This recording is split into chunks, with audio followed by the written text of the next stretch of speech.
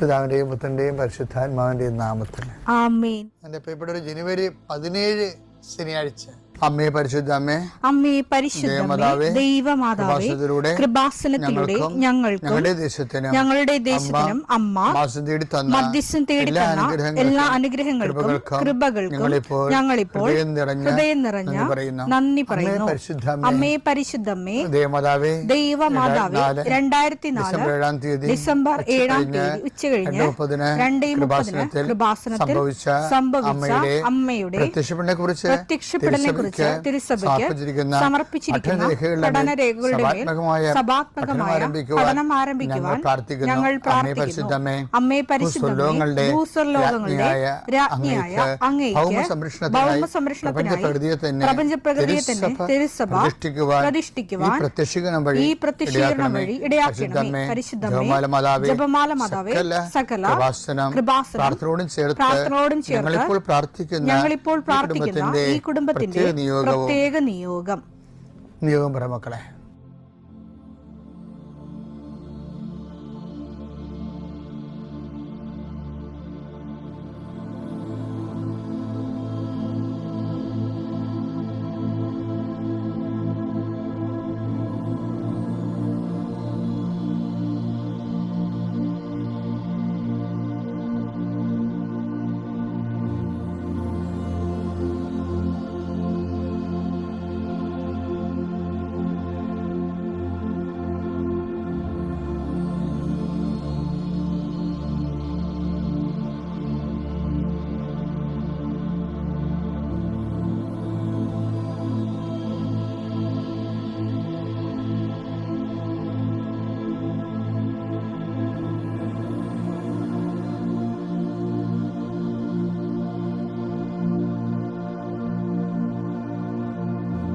അമ്മയുടെ പ്രത്യക്ഷീകരണത്തിന്റെ ഈ അനുഗ്രഹവേളയിൽ ഞങ്ങൾക്ക് സാധിച്ചു തരുവാൻ കനിയണമേ.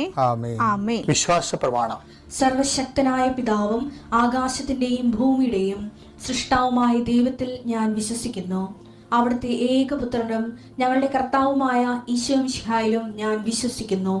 ഈ പുത്രൻ പരിശുദ്ധാത്മാവിനാൽ ഗർഭസ്ഥനായി കന്യകാമറിയത്തിൽ നിന്ന് പിറന്ന് പൊന്തിയോസ് പീലാത്തോസിന്റെ കാലത്ത് പീഡകൾ സഹിച്ച് കുരിശിൽ തറയ്ക്കപ്പെട്ട് മരിച്ച് അടക്കപ്പെട്ട് പാതാളങ്ങളിൽ ഇറങ്ങി മരിച്ചവരുടെ ഇടയിൽ നിന്ന് 3-ാം നാൾ ഉയർത്ത് സ്വർഗത്തിലേക്ക് എഴുന്നള്ളി സർവശക്തിയുള്ള പിതാവായ ദൈവത്തിന്റെ വലതുഭാഗത്തിരിക്കുന്നു.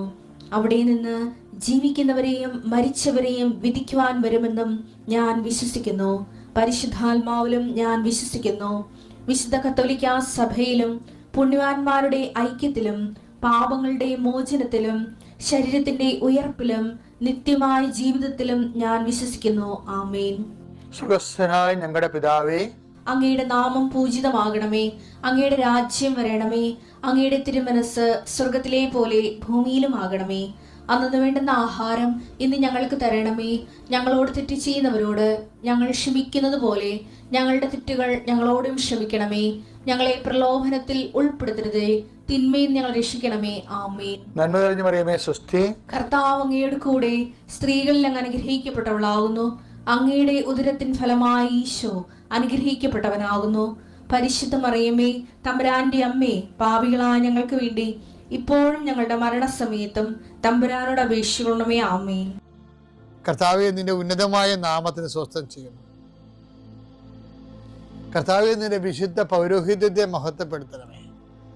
40 വർഷം അടിയൻ അങ്ങയുടെ തിരുസന്നിധിയിൽ അർപ്പിച്ച കൃപാന്റെ യുഗതിയാൽ കൃപാസ്ഥാനത്താരെ ജീവനോടെ പ്രത്യക്ഷപ്പെട്ട അമ്മയുടെ പരിശുദ്ധ അമ്മയുടെ മാധ്യസ്ഥത്തിൽ നടന്ന 10,000-കണക്കിന് ആരാധന ശക്തിയാൽ വർഷാവർഷം ഞങ്ങൾ നടത്തിയ ലക്ഷോപലക്ഷം മനുഷ്യർ പങ്കിട്ട് പ്രാർത്ഥിച്ച ജപമാല ശക്തിയുടെ അടിസ്ഥാനത്തിൽ അങ്ങയുടെ മക്കളുടെ കണ്ണുനീര് ഏറ്റെടുക്കണമേ. ഇന്നത്തെ ദിവസത്തിന് മുഴുവൻ വേദനകളെ, മുഴുവൻ ഭാരങ്ങളെ ഏറ്റെടുക്കണമേ എന്ന് പ്രാർത്ഥിക്കുന്നു. രോഗികളെ അങ്ങ് സുഖപ്പെടുത്തുന്ന കർത്താവേ, സുഖം പ്രാപിക്കാൻ നീ ആഗ്രഹിക്കുന്നു എന്ന് ചോദിച്ച കർത്താവേ, അങ്ങയ്ക്ക് മനസ്സുണ്ട് എന്നെ സുഖമാക്കാൻ കഴിയുമെന്ന് പറഞ്ഞ കുഷ്ഠരോഗിയുടെ കൂടെ ഞങ്ങൾ പ്രാർത്ഥിക്കുന്നു. എനിക്ക് മനസ്സുണ്ട്, നീ സൗഖ്യമുള്ളവനാവുകയെന്ന് നീ കുഷ്ഠരോഗിയോട് പറഞ്ഞു. വെള്ളമിളകുമ്പോൾ എന്നെ വെള്ളത്തിലേക്ക് എനിക്ക് ആരുമില്ലെന്ന് ബെത്സയിദയിലെ രോഗി പ്രാർത്ഥിക്കുമ്പോൾ ഞാൻ നിനക്കുണ്ടെന്ന് നീ മറുപടി പറഞ്ഞു.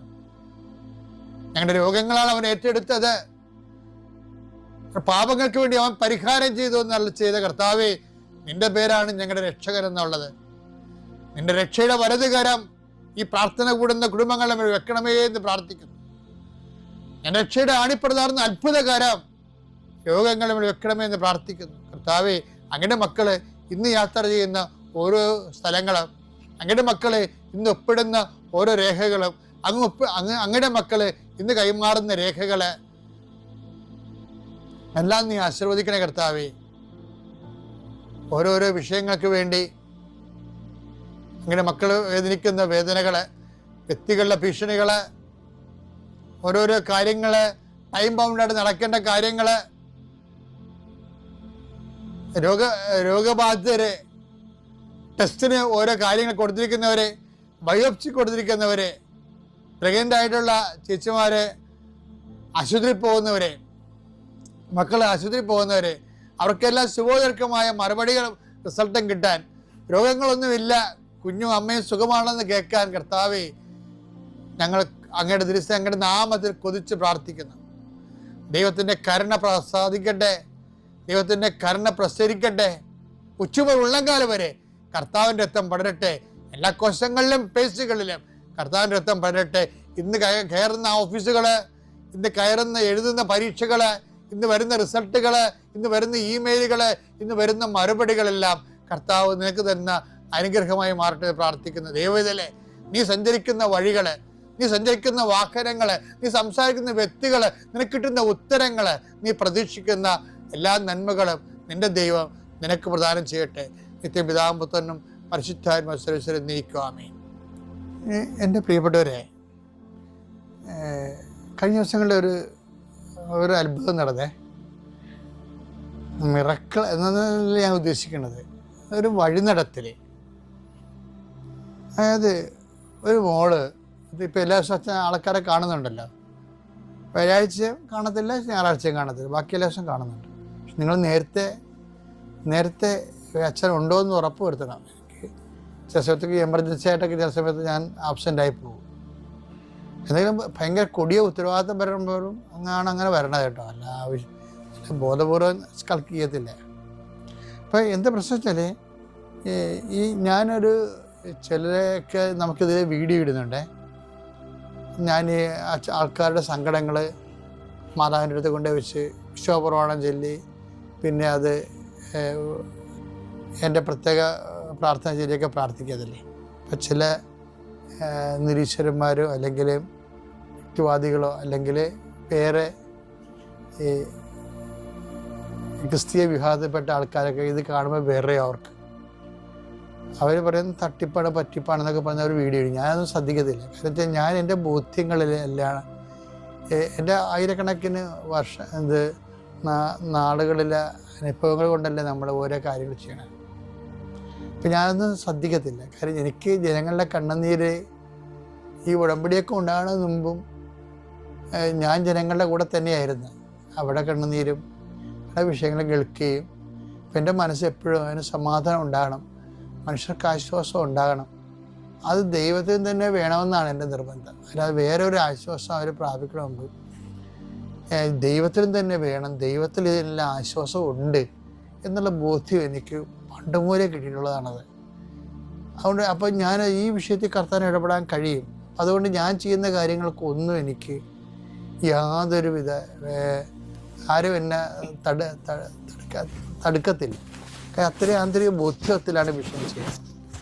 ഈ ദിവസങ്ങളിൽ സംഭവം ഉണ്ടായിട്ടാ, ഒരു മോള് അവളുടെ പിരിഞ്ഞുപോയ ഭർത്താവ്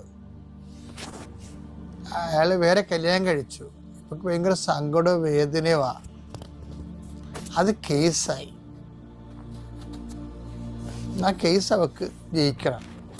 അതിന് അവൾ എൻ്റെ അടുത്ത് ഈ ഭർത്താവിൻ്റെ ഫോട്ടോയാണ് തരണത്. അപ്പം അത് ആ കുഞ്ഞിൻ്റെ സങ്കടം കണ്ട നമ്മുടെ ചങ്കലച്ച് പോകും. ഞാനിത് മാതാവിൻ്റെ അടുത്ത് കൊണ്ട് വെച്ച് പ്രാർത്ഥിച്ചപ്പോൾ അമ്മ എനിക്കൊന്ന് നോട്ട് ഈ കുഞ്ഞ് തോക്കുമെന്ന കേസ് തോക്കുമെന്ന. അപ്പം അതെനിക്ക് അതിനൊക്കെ കൂടുതൽ പ്രശ്നമായി. ഞാൻ മകളോട് പറഞ്ഞു, മകളെ കേസ് നീ തോക്കുമെന്നാണല്ല മനസ്സിലാക്കണത് കാര്യം. എന്നിട്ട് ഞാൻ കാര്യം അമ്മ എൻ്റെ മനസ്സിൽ തോന്നിച്ച കാര്യം ഞാൻ അവളോട് ചോദിച്ചു. പറഞ്ഞേ, നീ വേറെ ചെറുക്കനായിട്ട് നിൽക്കുന്ന ഫോട്ടോ കോടതി പ്രസൻറ്റ് ചെയ്യുമെന്നാണ് കേൾക്കണമെന്ന് പറഞ്ഞു. അപ്പം അതാണ് എനിക്ക് കിട്ടിയ നോട്ട്, അമ്മയുടെ അടുത്ത് ചെന്നപ്പോൾ കിട്ടിയ നോട്ട് അതാണ് പ്രാർത്ഥിക്കുന്നത്. അപ്പം ഞാനങ്ങനെ അവളോട് ചോദിക്കണത് ഭയങ്കര സങ്കോചത്തിലാണെങ്കിലും എനിക്ക് ചോദിക്കാതിരിക്കാൻ പറ്റത്തില്ല. അപ്പോൾ ആ കുഞ്ഞ് എന്നോട് പറഞ്ഞതെന്ന് വെച്ചാൽ, അച്ഛാ ഇത് ഇയാൾ പോയല്ല, അവർ വേറെ കല്യാണം കഴിച്ച് താമസിക്കുകയാണ്. ഞാനും അതുകൊണ്ട് എനിക്കും കല്യാണം കഴിക്കണമല്ല. വീട്ടുകാരപ്പോൾ ഒരു ആലോചന കൊണ്ടുവന്ന് ഞാൻ അങ്ങനെ ആ കല്യാണം സമ്മതിച്ചതാണ്. അപ്പം ഞങ്ങൾ സ്റ്റുഡിയോയിൽ പോയി ഫോട്ടോ എടുത്തതാണ്.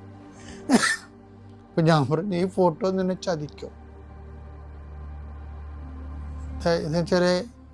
അപ്പോഴുടനെ അവൾ പറഞ്ഞ്, അത് അച്ഛൻ പറഞ്ഞു ശരിയാ, കാര്യം പിരിഞ്ഞു പോയ ഭർത്താവ് തന്നെയാണ് ഈ പുതിയ കല്യാണക്കാര്യം ആലോചിച്ച് ഒരു ചെറുക്കനെ കൊണ്ടുവന്നത് എന്ന് പിന്നീട് എനിക്ക് മനസ്സിലായെന്ന്.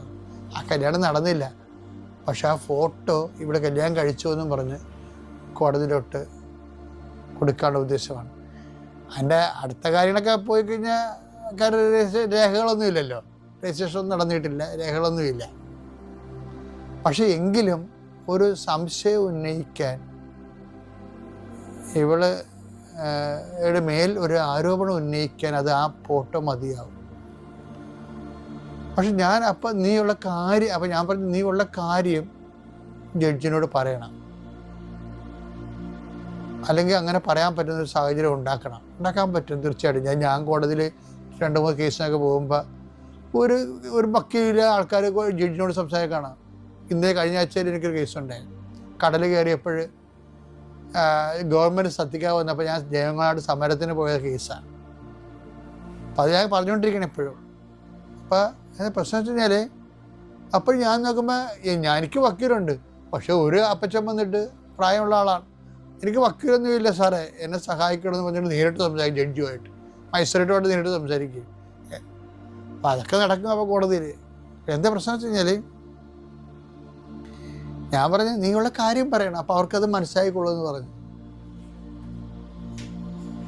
പക്ഷെ എന്നാൽ ഞാൻ ചിന്തിച്ചതേ, ഈ നമ്മൾ ദൈവം സ്നേഹമാണെന്നൊക്കെ പറയുമ്പോഴേ ദൈവം എന്തുമാത്രമാണ് മനുഷ്യനെ കരുതണമെന്ന് ഞാൻ അങ്ങനെ ചിന്തിച്ചു. ഞാൻ ഞെട്ടിപ്പോയി. കാര്യം ആ കേസ് തോക്കരുത് നമ്മൾ ആഗ്രഹിക്കുന്നുണ്ട്. കാര്യം അവൾ ചതിക്കപ്പെട്ടതാണ്. അപ്പോൾ തോക്കാനുള്ള മാർഗങ്ങൾ അവൾ തന്നെ അറിയാതെ ഉണ്ടാക്കി വെച്ചിട്ട്, കാരണം അമ്മ ആ വിഷയം പറയണതാണ്, ഇങ്ങനെ പോയി അത് തോക്കാൻ സാധ്യതയുണ്ടെന്ന് പറയണ. അപ്പം നമ്മൾ ഓർക്കും ദൈവം ഇങ്ങനെ വലിയ ഈ നിലം തൊടാത്ത വലിയ കാര്യമാണ് പറയണത്. അല്ല, നമ്മൾ ഭൂമി ചവിട്ടി നിൽക്കുന്ന ഒരു ജീവിതമാണ് നമുക്കുള്ളത്. അപ്പം നമ്മളോട് ഇൻട്രാക്ട് ചെയ്യുന്ന ദൈവവും നമ്മുടെ ഭൂമി ചവിട്ടി നിന്നുകൊണ്ടാണ് നമ്മുടെ വിഷയങ്ങൾ ഇടപെടുന്നതെന്ന് ഓർക്കണം. അപ്പം എൻ്റെ മക്കൾ എന്ന് വെച്ചാൽ എപ്പോഴും അവിടെ അതാണ് കുഴഞ്ഞ ചേറ്റിൽ നിന്ന് 40-ാം സങ്കീർത്തനം 40:2 ഭീകരമായ ഗർത്തത്തിൽ നിന്നും കുഴഞ്ഞ ചേറ്റിൽ നിന്നും അവിടുന്ന് എന്നെ കരകയറ്റി എന്റെ പാദങ്ങൾ പാറയിൽ ഉറപ്പിച്ചു കാൽവയ്പുകൾ സുരക്ഷിതമാക്കി. അപ്പൊ ദൈവത്തിന്റെ പണിയാണ്. എന്താണ്? ഇപ്പൊ നമ്മളെ ഭൂമിയിൽ ചവിട്ടി നിൽക്കുന്ന ഒരു ജീവിതം നമുക്കുള്ളത്. നമ്മളെ രക്ഷിക്കാനും അനുദിനം കണ്ണുനീർ